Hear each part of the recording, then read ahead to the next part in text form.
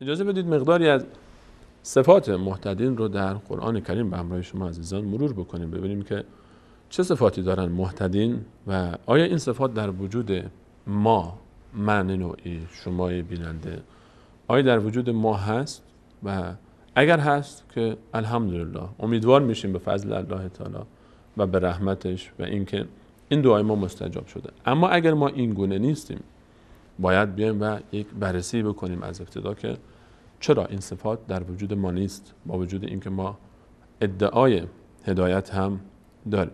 از مهمترین آیاتی که در این باب هست، آیات بسیار فراوانه، من فقط به عنوان نمونه چند تایی رو اونجایی که وقت اجازه بده ذکر میکنم. در سوره مبارکه زمر ما یک تعبیر بسیار زیبا داریم. اجازه بدید من این تصویر رو برای شما عزیزان هم نشون بدم که این رو با هم ببینیم، چون من همیشه بر این تاکید دارم که وقتی تصویر یک صفحه‌ای از قرآن کریم به چشم انسان آیه میفته، انسان خیلی سریعتر به خاطر میسپره تا اینکه اون تصویرش رو نداشته باشه.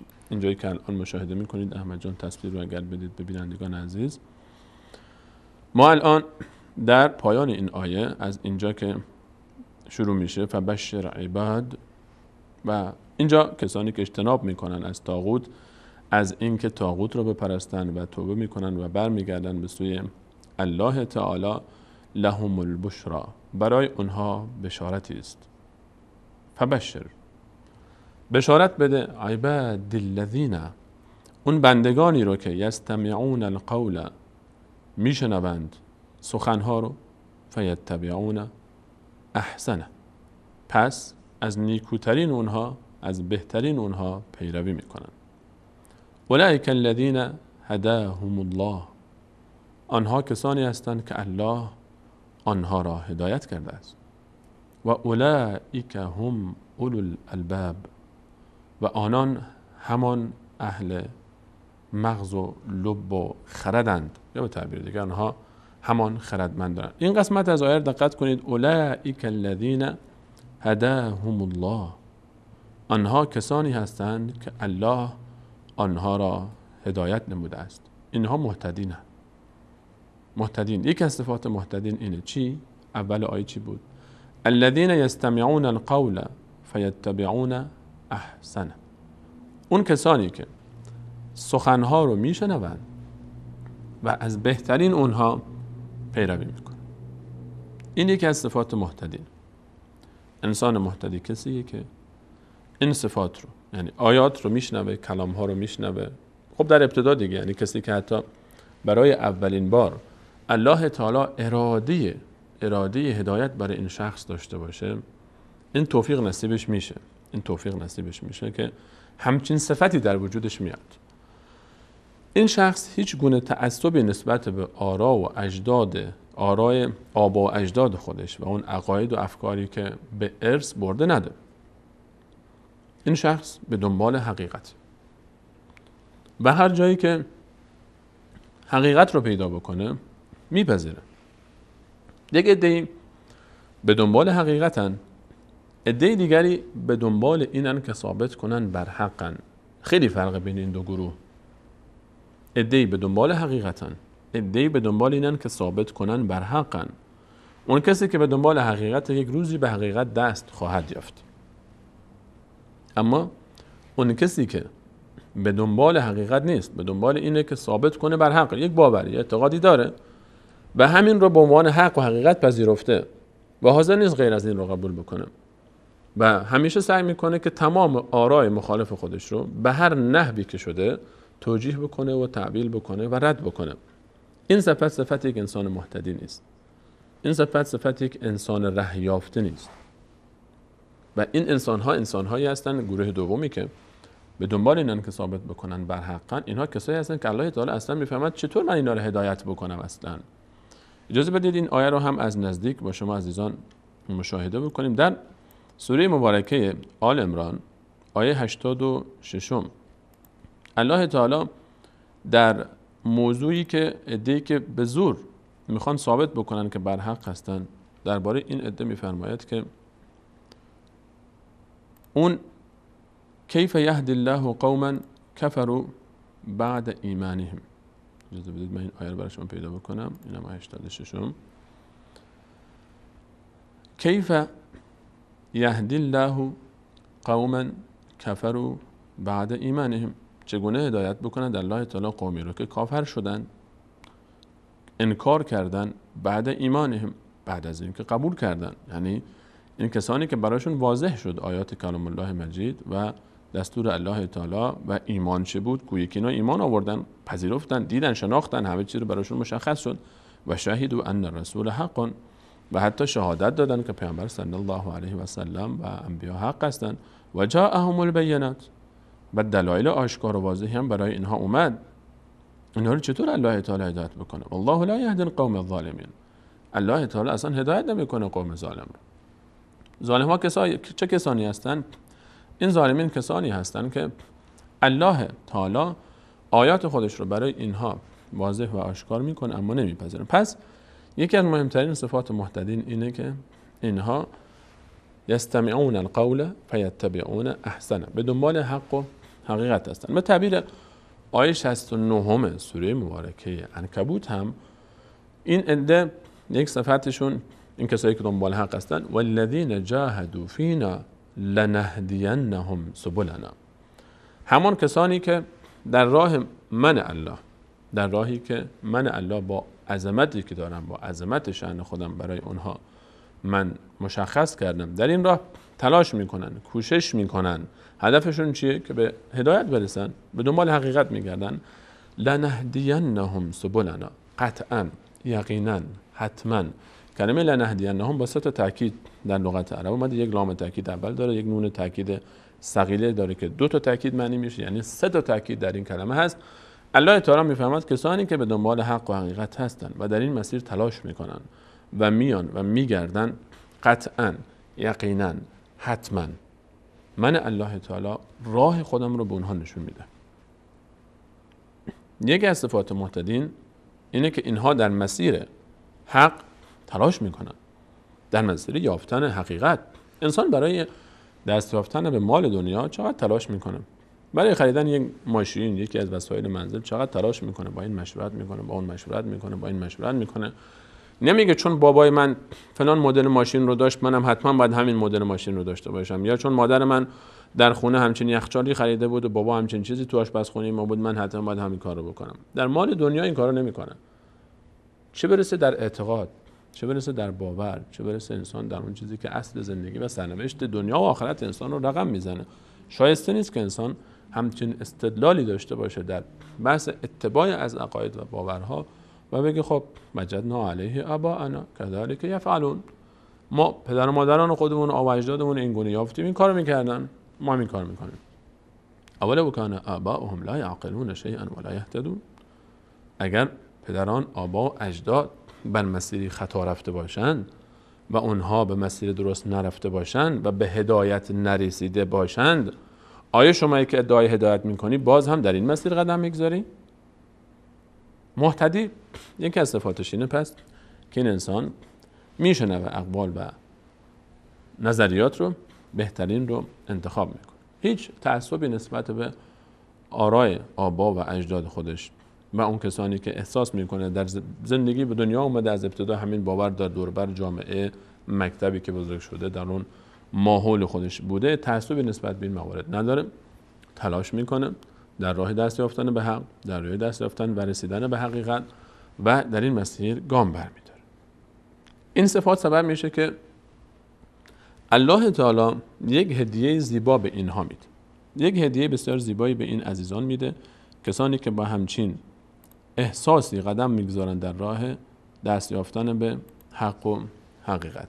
این احساس زیبا رو در آیه 125 سوره مبارکه انعام با شما میخونیم که الله تعالی میفرماید که فمن یرید الله، هر کسی رو که الله تعالی اراده داشته باشه که ان یهدیه، هدایتش بکن. الان یک انسانی رو الله تعالی میخواد هدایت بکنه. یکی از صفات دیگر مهتدین اینه که چیکار میکنه این انسان رو؟ یشرح صدره للاسلام، گشایش میاره براش، میگشاید صدره، سینه او رو، للاسلام، برای اسلام. الله تعالی شرح صدر میاره، برای این شخص در اسلام. چطور میشه؟ انسانی رو که الله تعالی میخواد هدایت بکنه، بعد از اینکه انسان از تعصبات دست برمیداره، به دنبال حق و حقیقت است، تلاش میکنه در راه دست افتادن به حق و حقیقت، الله تعالی یک انشراح صدری در وجود این ایجاد میکنه. این انسان شرح صدر میشه، سینه این گشاده میشه، یک دنیای جدید در قلب این در باز میکنه، دریچه جدیدی به سوی این باز میشه، از احساس، از باور، از اعتقاد. این انسان دیگه چشم خودش رو شسته، این انسان قلب خودش رو شستشو داده، این با یک دید دیگه‌ای به دنیا نگاه میکنه، این قلبش دیگه اون قلب قبلی نیست، این دریچه‌ای که باز شده به سوی هدایت این مسیر زندگیش رو عوض میکنه. این انسان انشراح صدر شده، تمایلی به دنیا نداره، نه که نخواد استفاده بکنه از اون چیزی که الله تعالی برای اون حلال کرده، نه، این دنیا رو به مانند ایستگاهی در مسیر مسافرت میبینه. قطاری ایستگاه ایستاده، اتوبوسی، مسیری، و در همین مسیر فقط داخل هواپیمایی براش غذا آوردن، در مسیر سفر دل خوش نمیکنه به اون فضایی که در حال سفر هست، دل نمیبنده، دیدش به آخرته، به قیامت نگاه میکنه، به دنبال دست یافتن به رضای الله تعالی است. این انسان شرح صدر میشه. این معنای شرح صدر، که انسان در وجود خودش از دنیا میبره، به آخرت فکر میکنه، و چون از دنیا بریده به آخرت فکر کرده، همیشه قلبش معلق به آسمان، همیشه در ارتباط به الله تعالی. این انسان در هر کاری در زندگی خودش الله تعالی رو مد نظرش داره. این انسانی که به هدایت رسیده، یشرح صدره للاسلام، احساس آزادی میکنه، احساس یک تولد دوباره میکنه، احساس یک زندگی جدید میکنه که خیلی براش زیباست، و حتی حاضر برای این لذت، برای این احساس لذت، از سجده خودش لذت میبره، از رکوع خودش لذت میبره، از دعای خودش سرشار از شعف و شور میشه، در اوج اشک ریختن و گریه کردن. این انسان یک زندگی جدید رو شروع کرده. چرا؟ چون الله تعالی قلب این انسان رو، کون صفات رو داشت، به دنبال حق و حقیقت بود، این قلب رو باز کرده، اصل وجود خوب شده، اصل وجود خوب شده، این فرمانده اعضای بدن درست شده، این اصل قطعه کوچک، این مغز کل، این اصلاح شده، این الان شرح شده، گشایش پیدا کرده. انسان در ته چاه به مانند یوسف علیه السلام در قعر چاهی هم افتاده، اما براش هیچ غم و غصه ای نیست. فرق نمیکنه که در قعر چاهی باشه یا بر تخت شاهی نشسته باشه، به مانند سلیمان و داوود علیهم السلام، یا همون یوسف علیه السلام وقتی که از چاه آمد، وقتی که در چاه بود، وقتی که در زندان بود، و اون وقتی که بر مسند قدرت بود، هیچ فرقی برای یوسف علیه السلام نداشت. در چاه هم بهشتش در درونش بود، در داخل زندان هم بهشتش در درونش بود، بر روی تخت هم که نشسته بود، بهشتش اون قصری که درون بود نبود، بلکه اون قصر درونی بود که از بچگی با اون بزرگ شده بود در قلب خودش، و اون ارتباط و تعلقش با الله تعالی بود. در ادامه این آیه ببینیم که الله تعالی چه میفرماید. میفرماید که و من یرید ان یضله، اما اون کسی رو که اراده گمراهی اونو داشته باشه، نه که الله تعالی کسی رو مجبور بکنه، میدونه که این انسان خودش به دنبال اسباب هدایت نیست، یجعل صدره ضیقا، قلب این انسان رو تنگ میکنه، حرجا، خیلی شدید، که انما یصعد فی السماء، انگار که این انسان داره که ارتفاع میگیره به سمت آسمان ها، انگار که این انسان داره به سمت آسمان پیش میره، ارتفاع میگیره. ما میدونیم که در هرچی از زمین فاصله بگیریم به سمت آسمان بریم، اکسیژن کمتر میشه، و چون اکسیژن کمتر میشه انسان احساس تنگی نفس میکنه. این آیه اشاره به این دستاورد علمی هم داره که از اعجاز علمی قرآن هم هست. 1400 سال پیش الله تعالی فرمود که شما هرچی بالاتر برید تنگ نفس میگیرید، اکسیژن کم میشه، بعد کپسول اکسیژن همراهتون باشه، ماسک اکسیژن باید بزنید به صورتتون که بتونید تنفس کنید، وگرنه سینه‌تون تنگ میشه. به مانند همون انسان کافر. انسان کافر مثالش اینه، انسانی که به هدایت نرسیده مثالش اینه. اگر انسان در زندگی خودش احساس میکنه که همیشه دلتنگه، همیشه ناراحته، همیشه گرفته است، همیشه پریشانه، آرام نیست، هیچ چیزی کم داره. ولو اینکه در ناز و نعمت بزرگ شده، ولو اینکه در قصری پر از ثروت بزرگ شده، لای پر و قو هم بزرگ شده باشه، احساس میکنیم یک دفعه میبینیم که میلیاردرهایی که هر آنچه که از لذت‌های دنیا خواستن تجربه کردن خودکشی میکنن. چرا؟ چون این انسان در وجود خودش بیماره، این انسان قلبش هنوز هدایت نیافته، به هدایت نرسیده. این انسان مهتدی، کسی که به هدایت رسیده، انسانی که مسلمانه، انسان موحد همچین احساسی نداره. انسان موحد شرح صدر شده، در بهشتی زندگی میکنه که اون بهشت هیچ کسی نمیتونه از اون بگیره، چون در درون قلبشه، کلیدش دست خود این انسانه، کسی نمیتونه این رو از وجود خودش بیرون کنه. بهشتش رو هر جا ببره با خودش میبره. اما اون کسی که به هدایت نرسیده بهشتش ماهورشه، همین که از بهشت خارجش کنید از اون قصرش دق میکنه، سکته میکنه. اون مال منال ازش بگیرین، غم و غصه سر و پای وجودشو میگیره. چند تا از دور بریا و دوستا آشنایی که با اونا بگو بخنداش ازش گرفته بشن دق میکنه، سکته میکنه. اما انسان مهتدی، انسانی که به هدایت رسیده، این گونه نیست. الله تعالی میفرماید که این شخص، کسی که به هدایت نرسیده، مثل کسی که تنگ نفس داره، هی داره میره بالاتر در جو بدون اینکه اکسیژن همراهش باشه، هی داره فشار میاد بهش، هی داره فشار میاد، هی داره فشار میاد. کذالک یجعل الله الرجس علی الذین لا یؤمنون. این گونه الله تعالی پلیدی را برای کسانی قرار داده که ایمان نمی آورند. این شبیه همین محتوا رو ما در سوره مبارکه زخرف هم داریم که اون هم زیباست. اگر اون رو هم به همراه شما عزیزان یک نگاهی به اون آیه هم بندازیم که اون آیه هم شبیه همین محتوا رو داره و همین دلالت رو داره که اشاره به این موضوع داره که چرا این عده‌ای که به هدایت نرسیدن، اینها قلب اونها و این دل اونها انقدر تنگه.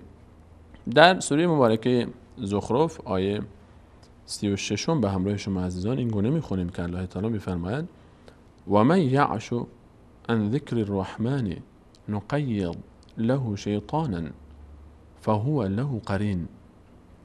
و هر کسی که از یاد الله تعالی غافل بشه، یعشو غافل بشه، عن ذکر الرحمن، از یاد رحمان، یاد الله تعالی، یاد اون ذاتی که بسیار مهربان و بخشنده است، نقید له شیطانا، ما میگماریم بر او یک شیطانی رو که اون شیطان فهو، که همون شیطان، له قرین، همدمش، همنشینش. تا اینجا رو دقت کنید که الله تعالی میفرماید اون کسانی که هدایت نشدن، یک شیطانی همیشه همدم و همنشین این هست. شیطان همنشینه، شیطان هم ان شیطان لکم عدو فاتخذوه عدوا. شیطان دشمنه. دشمن وقتی همنشین انسان باشه، کجا انسان آسایش میبینه، کجا آرامش میبینه، کجا امنیت رو احساس میکنه. به همین سبب الله تعالی میفرماید که و در ادامه میخوانیم که و انهم، و همانا آنها، یعنی همون شیاطین، لا یصدونهم عن السبیل، اون رو از اون راه هدایت، اون رو از اون راه مستقیمی که ما هر روز در نماز دعا میکنیم اهدنا الصراط المستقیم، اون رو من میکنن، سد میکنن، راهشو نمیگذارن. و در حالی که و عجیب اینه و یحسبون انهم مهتدون، و این افرادی که در همچین شرایطی قرار دارن بعد گمان میکنن که اونا هدایت هم شدن، جز مهتدینن. و یحسبون انهم مهتدون. مصیبت بزرگتر اینه که انسان احساس نمیکنه، یعنی شیطان نمیگذاره که این انسان بپذیره. زین لهم الشیطان و اعمالهم، شیطان برای اونها اعمالشون رو زینت میده. طرف در اوج معصیت و گناه و شرک و خرافات و بدعتها احساس میکنه که داره عبادت میکنه. و یحسبون انهم مهتدون. یا همون آیه که از سوره کهف خوندم، آیه 103، قل هل ننبئکم بالاخسرین اعمالا الذين ضل سعيهم في الحياة الدنيا وهم يحسبون انهم يحسنون صنعا. اونجا الله تعالی فرمود و اونها گمان میکنن که دارن کار نیک میکنن. اینجا فرمود فراتر از اون، حتی اونها اصلا احساس میکنن که اینا مهتدین همینا هستن، این هدایت شده اینا هستن. این یه درده، این بیماری خیلی خطرناک که سبب میشه انسان هیچ وقت به هدایت نرسه، این همون عده‌ای هستن که فکر میکنن بر حق هستن و هر کسی هر چی بگه رد میکنن. کیف یهدی الله قوما کفروا بعد ایمانهم، همونی که در آیه 86 سوره آل عمران خوندیم. یکی دیگر از صفات مهتدین اینه پس که اینها انشراح صدر میشن، اینها برای اونها الله تعالی شرح صدر میاره و اینها نسبت به آنچه که میشنون عناد ندارن، میپذیرن. وقتی که این شرح صدر میاد، اینها دیگه در مسیر هنوز نیاز دارن به موارد دیگری که از صفات مهتدین هست تا پای اونها نلغزه. گفتم این قله ترقی رو تا اون لحظه‌ای که انسان فوت نکرده، اون پرچم کی به این قله توحید میخوره؟ اون لحظه‌ای که انسان در آخرین لحظه حیات شهادت اشهد ان لا اله الا الله و ان محمدا عبده و رسوله رو به زبان بیاره، با همین شهادت از دنیا بره، اون موقع پرچم فتح رو زده بر این قله، وگرنه در آخرین لحظات احتمال داره که بلغزه. مهتدین یکی از صفات دیگری که دارن بعد از این صفاتی که الله تعالی به اونها نصیب میکنه اینه که در زندگی خودشون همیشه حواسشون هست که پای اونها نلغزه و اون امنیت و آرامشی رو که داشتن از دست ندن. این موضوع رو در آیه 82 سوره مبارکه انعام با همین گونه میخوانیم که الله تعالی در این سوره در این آیه میفرماد الذین آمنوا، آنان که ایمان آوردن، اما تنها نه که فقط ایمان آورده باشن در ابتدا، ولم یلبسوا، و همچنین اینها نیامیختن ایمان خودشون رو به ظلم، با ظلم آمیخته نکردن. این ظلم اینجا مراد شرک است، چرا که در سوره مبارکه لقمان آیه 13 میخوانیم ان شرک لظلم عظیم، همان شرک ظلم بسیار بزرگ است.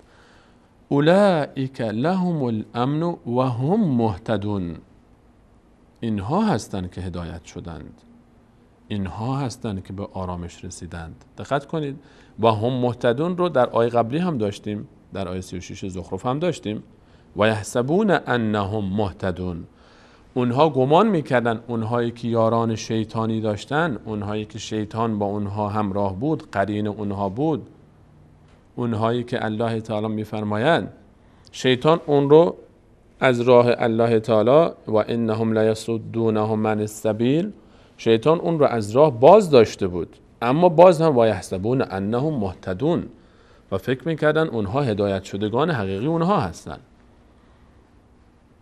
و هم مهتدون اونها هم بود. اما الله تعالی ادعای باطل اونها رو در این که خودشون رو مهتدون میدونستن با رد نمود. اما اینجا باز گروه مقابل اونها رو الله تعالی ذکر میکنه، کسانی که ایمان آوردن و شرک نکردن. ولم یلبسوا ایمانهم بظلم اولئک لهم الامن و هم مهتدون، کسانی که شرک نمیکنن اونها به امنیت میرسن، اونها به این انشراح صدر همچنان باقی میمونن، اونها این آرامش درونی رو دارن همیشه احساس میکنن، اونها این لذت همیشگی رو به همراه خودشون دارن، اونها هستن که نمی لغزند از این قله‌ای که باید صعود بکنن از اون، و هم مهتدون، و اینها همون کسانی هستن که هدایت شدن. بریم شرح بیشتر این آیه رو باز در آیه همین سوره مبارکه انعام به همراه شما در آیه 56 میخونیم که الله تعالی اونجا باز همین موضوع رو بیشتر با صراحت بیشتری برای من شما ذکر میکنه از زبان رسول صلی الله علیه و سلم، که باز هم کسانی که ایمانشون رو با شرک آمیخته نکردند یعنی چی؟ شرک اینها چه بود که این ایمان رو، امنیت رو از اونها میگیره، امنیت جانی، امنیت روانی، امنیت روحی، امنیت اعتقادی، امنیت ماندن در مسیر راه مستقیم، و اونها هدایت شده هستند. شبیه همین محتوا رو باز ما در آیه 56 سوره مبارکه انعام هم به همراه شما میخونیم. الله تعالی در این آیه میفرماید قل ای پیامبر من بگو انی، همانا من، نهیتو نهی شدم، انکه اعبد الذین، که عبادت بکنم کسانی رو که تدعون من دون الله، شما فرا میخوانید به غیر از الله تعالی. من پیامبر من شدم، بگو ای پیامبر من محمد صلی الله علیه و سلم من شدم از اینکه عبادت کنم آنچه را که شما به غیر از الله تعالی، به غیر از الله تعالی جبرائیل علیه السلام و تمام فرشتگان، پیامبر علیه السلام و تمام پیامبران و تمام اولیاء الهی و تمام انسانها و تمام جنیات و تمام مخلوقات به معنای عامش. من دون الله، به غیر از الله، هر کی میخواد باشه. من دون الله یعنی هر کسی که نامش الله نیست دیگه، همین دیگه، به غیر از الله. من شدم از این که فریاد بخوانم، کمک بخوام، استغاثه بکنم به غیر الله. قل، بگو ای پیامبر، لا اتبع اهواءکم، من پیروی نمی کنم از این اهوای شما، هوا و هوس شما. این هوا و هوس چی بود؟ همین عبادت من دون الله، همین دعای من دون الله که در آیه بالا ذکر شد. اگر این کار رو بکنم قد ضللت اذن، پس آنگاه من گمراه شدم. و ما انا من المهتدین، من کلمه مهتدین، ما همین داریم دنبال مهتدین میگردیم دیگه. الان ببینیم مهتدین کیا هستن. و ما انا من المهتدین، و آن هنگام من نخواهم بود از جمله هدایت یافتگان و مهتدین. یعنی چی؟ یعنی اگر کسی دعای من دون الله داشت، از من دون الله میطلبید و میخواست، اون موقع دیگه نمیتونه ادعا بکنه که مهتدی هست، اون دیگه جز مهتدین نخواهد بود. و در سوره مبارکه احقاف ما الان در آیه 5 دقیقا همین موضوع رو داشتیم. اونجا الله تعالی در آیه 56 سوره مبارکه انعام چه فرمود؟ فرمود که ای پیامبرم بگو من آنچه که شما میخوانید به غیر الله رو من نمیخوانم. اگر این کار رو کردم، اگر من اولا پیرو این هوا و هوس شما نیستم. این خودش دلالت بر این بود که آن کسانی که به دنبال غیر الله میرن و از اونها فریاد میخوانند، اونها رو میخوانند و دعا میکنن، اینها پیرو هوا و هوسشونن. قل لا اتبع اهواءکم، من پیرو این هوا و هوس شما نیستم، هیچ دلیلی شما برای این ادعای خودتون ندارید و اگر این کارو بکنم من دیگه اون موقع هدایت نیافتم، چون این کارو پیامبر نمیکرد. الذين آمنوا ولم يلبسوا ایمانهم بظلم اولئک لهم الامن و هم مهتدون، در آیه 82 انعام قبل از این خوندیم. چون ایمان آورده بود و ایمان خودش، هر کسی که ایمان آورد و ایمان خودش رو با شرک که همان ندای غیر الله هست نیامیخت، امنیت داره و هدایت شده. آیه 5 سوره مبارکه احقاف هم همین محتوا رو دوباره تداعی میکنه و میفرماید که و من اضل، کیست گمراهتر. ببینید گمراهی نقطه مخالف هدایت دیگه. گمراه یعنی کسی که راه رو گم کرده، ره یافته کسی که در راه رو یافته. اینا نقطه مقابل همن. و کیست گمراهتر، یعنی هرگز ادعا نکنه کسی که همچین صفتی داره که این انسان مهتدی است و به هدایت رسیده، این گمراه هست. از این گمراهتر حتی وجود نداره. و من اضل، و کی گمراهتر از این اصلا؟ من از اون کسی که یدعو میخواند من دون الله، به غیر از الله. نگید بت، من دون الله معنیش میشه به غیر از الله، پیامبران، اولیا، انبیا، فرشتگان. من آن عده‌ای رو که لا یستجیب له الی یوم القیامه، که استجابت نمی‌کنن صدای اون دعای اون رو تا روز قیامت. و هم من دعائهم غافلون، و آنها از دعای این انسان غافل هستند. و در صفحه بعد همچنین ما در آیه بعدی میخوانیم که و اذا حشر الناس، آن لحظه که مردم حشر شوند در روز قیامت، کانوا لهم اعداء، اونها دشمن اینها خواهند بود، اون کسانی رو که اینها به فریاد میخواندن. و کانوا بعبادتهم کافرین، و اینها به عبادت اون عده کافر میشدند.